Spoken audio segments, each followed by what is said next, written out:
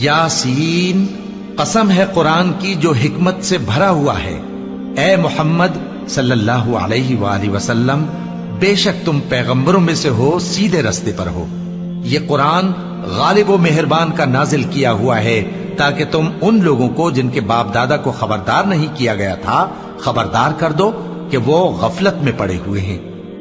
उनमें से अक्सर पर अल्लाह की बात पूरी हो चुकी है, सो वो ईमान नहीं लाएंगे।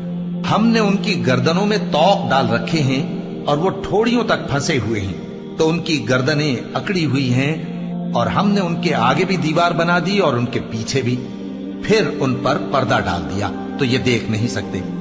और तुम इनको खबरदार करो या न करो, इनके लिए बराबर है, ये ईमान नहीं लाएंगे।